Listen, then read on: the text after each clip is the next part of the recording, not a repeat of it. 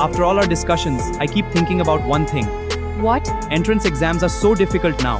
Students spend years preparing. What if someone enters the wrong race altogether? That's true.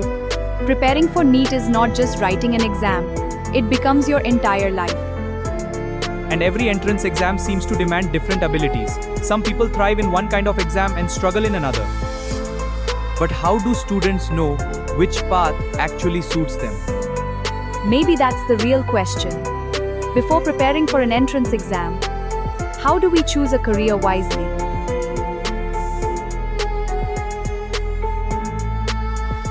Welcome back to another Jiva presentation, and this is the last of the series on our examination of examinations.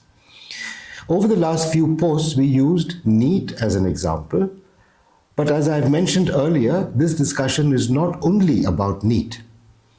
Most importantly, this discussion is about ensuring that young people do not lose sight of who they are while trying to become who society expects them to be. Let's get into it and have a closer look. NEET is illustrative of a much larger issue affecting career choices today. Career beliefs affecting career choices, marks becoming identity, coaching cultures dominating learning, and most worryingly, young people making life decisions without enough opportunities to explore the world and make effective choices based on accurate career guidance. As I've pointed out earlier on, our focus is not on a particular entrance exam. In fact, the questions we've raised could apply to engineering entrance exams, law entrance exams, civil service preparation, management entrance systems, and almost every other highly competitive career pathway. So the deeper issue is not the examination itself. It's how societies prepare young people to make career decisions. In our earlier discussions, we asked, does NEET really assess aptitude for becoming a doctor? Why are so many students entering the NEET race? Does success in NEET actually predict success in medicine? Across all these discussions, one theme kept returning again and again. And that is, entrance exams are difficult. There's no doubt about it. They demand enormous effort, emotional investment, rigorous preparation, managing sustained pressure. These entrance exams are demanding. They're designed to be demanding. Therefore, the fundamental decision that the young person needs to make is, which entrance exam should I prepare for in the first place? Choosing the wrong path can lead not only to academic struggle later on, but also to frustration, burnout, and finally to the loss of meaning. As Jiva has pointed out repeatedly, different careers demand different aptitudes. One of the biggest misconceptions in career choice is the career belief that high marks alone should decide careers. This has ruined lives. Different professions demand very different human qualities. It's vital that we acknowledge this. Medicine may require empathy, emotional resilience, communication, patience, and the ability to manage uncertainty. Engineering may require analytical thinking, systems reasoning, spatial ability, and problem-solving ability.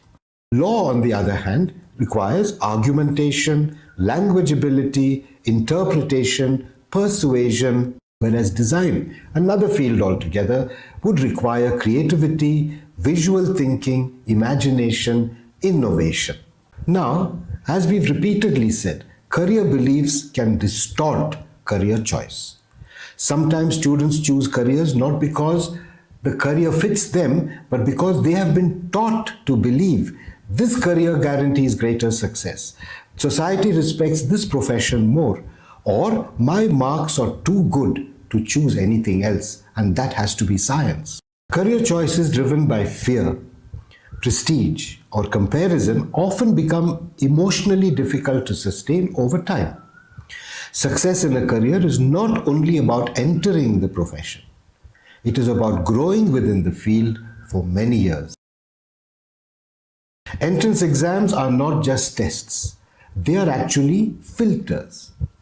Every entrance exam filters for a particular set of abilities. That's its purpose. NEET filters for rapid recall, endurance, high pressure performance. Other exams assess for other knowledge and skills.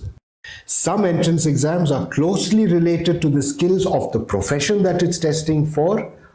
Others, as we have seen, are not. This does not mean that one exam is better than the other. This means that the student should carefully ask, do my interests and strengths and my personality align with the demands of this exam and ultimately of this career path? Preparing for an entrance exam without self-understanding is like training for a marathon without knowing whether you even like running. Life is more than coaching classes. Because entrance exams are so demanding, students need more than coaching. They need support not only to figure out how do I crack an entrance exam, but which exam takes me toward who I am and what I want to become. Therefore, the objective of our discussion is not merely about NEET. Our goal is not just to criticize NEET, but if parents, schools, career guidance systems, and policymakers work with greater awareness and responsibility, then maybe what entrance exams stand for can slowly change to something more thoughtful, humane, and meaningful, and ultimately focused on helping young people realize their potentials. In conclusion, let me come back to that one fundamental principle for success. The key to success lies in knowing your potentials. Therefore, let the magic of your Panchaloka work for you.